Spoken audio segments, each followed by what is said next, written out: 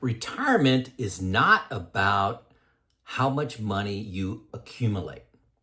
It's about how much you get to keep after the decisions you make along your journey up to retirement and into retirement.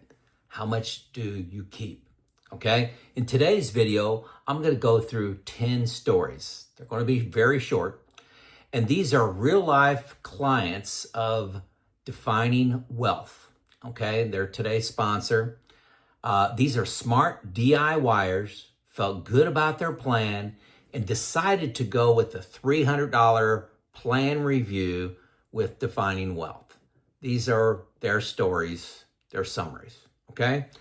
Their simple fix that was implemented by Defining Wealth, the team there, often saving tens of thousands, if not hundreds of thousands of dollars that they were able to keep based on how they managed their money. Simple tweaks and corrections from the vast number of opportunities that are out there that a certified financial planner may know and you may never have heard of. There are some in here, and if I remember, I'm going to identify them, things that are new to me, okay? So Defining Wealth, they do offer a $300 plan review. There's a link below. They only do this for my audience, only my audience. I've worked with them to develop this product, but it's their product. Your relationship's going to be with them, not with me. I'm just very happy to promote this because it's a necessary tool to creating an effective DIY retirement plan. Viewers have been asking for this for a long time. I'm very happy to help connect people together to influence each other. So, hey, let's jump into the 10 stories. And I got a little name for each one. The $9 million DIYer. Okay, this is one investor who built up $9 million, but had a lot of tax mistakes in there and had some long-term bad insurance products. I'll just say that. And then had some legacy goals, but really didn't have a plan for that. So accumulated a lot of money, and this is very common. People are very good at saving, but the actual decisions to make sure they and their heirs keep as much as possible, making a lot of mistakes. So they set up a donor advised fund, educated them on Roth conversions to manage their taxes, and saved hundreds of thousands of dollars. That's their number. And funding charitable goals to the maximum, okay, by this donor advised fund. Number two, the standard advice clients. This was a couple that went to a big name, I won't say who, financial planning outfit, and they were told, do not do any Roth conversions. You don't need to do that. So these people sought out the folks at Defining Wealth, and they laid out the math, walked them through it, stepped them through it, and it was obvious they needed to do Roth conversions to help protect their money. And don't know why the other company was giving them that advice. Maybe they didn't spend the time with them, but maybe their situation has changed. But this $300 review had a big outcome for them. Number three, the engineer waiting too long. A very smart engineer they talked to was planning on delaying Roth conversions until they got on Medicare so that they could have the Affordable Care tax credits to get low premiums or to get credits on their premiums for their health insurance. Yes, avoiding higher premiums on their health insurance, but costing them tens of thousands of dollars later. Very common. People don't understand RMDs. They don't have vision to their RMDs. And, yes, you hate paying those insurance premiums, but if your premiums are costing you, say, $500 more a month or $6,000 a year, and you're costing yourself $20,000, $40,000, $50,000 more in taxes, it may not be the right decision. You got to plan this out. lesson here is don't let IRMA's your Medicare supplement premiums or the Affordable Care premiums scare you. Don't let them scare you to making bad tax decisions. Number 4, the executive. This executive had millions of dollars put into cash and bonds in his Roth account, wasting the tax-free growth. This is, he also held high tax bonds in a taxable account. Made this, with Defining Wealth, they made some asset location changes, where the assets were located at, saving thousands a year in taxes, and opened up room for more Roth conversions. So asset location is a big deal. Roth, you typically want your high growth assets in there, and they'll grow tax-free, okay? High growth, not your fixed assets there. Just an oversight by a smart DIYer. There's 100 things they're looking at, and they missed something simple that was costing them thousands. So number 5, the cash hoarders. Many DIYers that they're seeing, this is a conglomerate of a few clients. They had too much money in cash instead of bonds. And when I often am guilty of saying, hey, these are I got that in cash. I got 10 years in cash. No, I don't. I got 10 years in fixed assets, and I put CDs, money market funds, and bonds under that heading of fixed. It's not just cash. Well, a lot of these folks are walking in with, 4, 5, 6 years in cash. That leaves you really exposed to inflation risk and market risk, okay? Bonds may be boring, but they're the backbone of a safe retirement strategy. Make sense? Number 6, the conservative engineer. I hate when they pick on engineers because I'm an engineer. Another engineer trusted software projections. Somehow they got unrealistic bond returns, and I don't know those amounts, but say they were putting in 7.5% or 8% bond returns. And they had a pension, but there was no inflation protection on that pension. And, this person just felt great. They felt in real confident, high bond returns, got a pension, I'm set, no risk. Well, the assumptions to the bonds were very unrealistic. That could be 4%, 3% long term, and that may expose them to risks that they weren't prepared for. Maybe you need some stocks in there in the portfolio. Playing it too safe is a real problem for many potential retirees. Number 7, the rental property owner.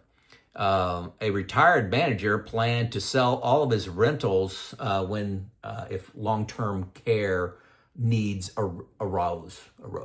Okay. Defining Wealth showed them a plan to, hey, why don't you use your primary home as your, plan, selling that as your plan for long-term care, keep the rentals as income, and you can pass them on to the kids and get a step up in basis so they don't have to pay taxes on inheriting that asset.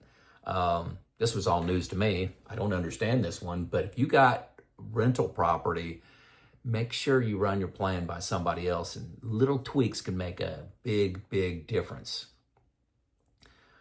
Number 8, the blue collar saver. One hardworking saver planned to delay Social Security to 70 because that's what they heard. He was going to be pulling 7% from his investments during that time. Has a lot of serious health issues, unfortunately, and poor longevity in the family that, caused a lot of risk to how long this person was going to live. And it made sense to take the Social Security earlier and have a great epic retirement. Spend money when you're younger and healthier and protect your investments. That made sense for this individual. Social Security needs to be customized to you, and your longevity, your health, your genetics factor into that, okay? We hate saying that. We hate admitting that, but it's true. There's no right answer, no standard answer on when is the right time to take Social Security. Number 9, the generous scientist. A retired scientist was gifting $19,000 a year to the kids and grandkids, but he thought he couldn't do any more than that. And then the folks at Defining Wealth explained how he and his wife could give more, and how to protect FAFSA, F-A-F-S-A. That's the financial aid form you fill out for going to college. You know, are you able to get any of that? So they were able to protect FAFSA and fund IRAs through 529s. Sounds a little confusing to me. I really don't understand that, but how they can use the Roth IRAs, 529s, and that also protect FAFSA, which shows how much money you have for any financial aid for college, just like I said. So a little bit of expert knowledge that I don't know anything about.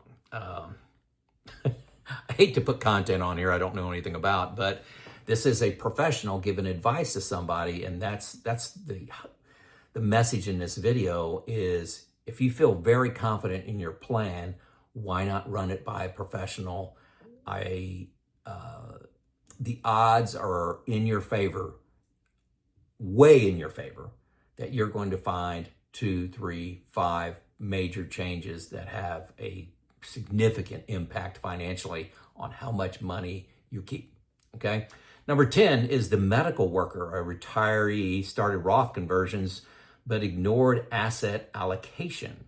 As their stocks rose through time, their 60-40 portfolio that they wanted based on their risk profile drifted to 85-15, raising the risk and the taxes that they were paying. You know, that's okay. I'm happy paying taxes on higher returns, but is that the risk profile you feel comfortable with? So when the market drops by 30-40%, you're not going to make a panic decision costing you to sell your assets when they're at a low.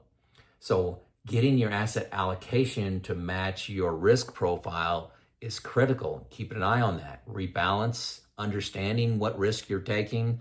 I mean, this person did a great job in accumulation, but how you manage your assets to have safety with growth.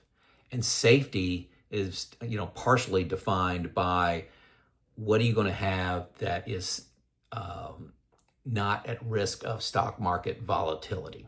Okay, that means stock market goes down 30%, you go on with your retirement life. Goes down 40%, you go on with your retirement life, let it recover. You don't panic inside of that. So having a professional look at your plan, give you an evaluation, do some education, make some tweaks to your plan, could make all the difference, okay? So as far as action plan for you after listening to this, things I would encourage you to think about, being a DIY retirement planner is great, but it has an ego trap in there.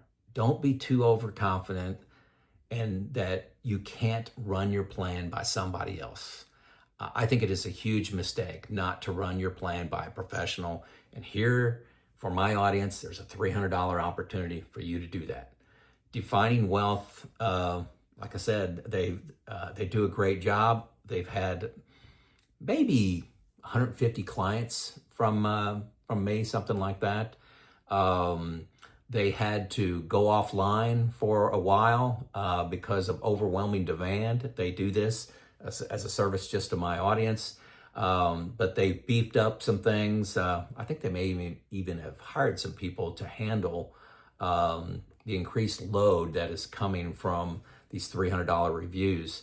So to me, it's an incredible value for $300 to meet with a financial advisor, to review in detail your plan and suggest things that have 100 times the impact potentially, maybe even 1,000 times the impact, according to some of these stories. So there you go, 10 stories of real DIYers and the improvements that were made due to having the foresight and checking their ego, I'm wanting to say, and saying, hey, let's just have somebody else look at my plan and find holes in it. Don't be embarrassed. It's not about being embarrassed that you made a mistake. It's about finding the mistake before it costs you $50,000. Okay, no promises, but I'm telling you, you're saving a lot of money being a DIYer. Maybe check out this $300 opportunity to see what it does for you. Okay, see what it does for you. Let's show out.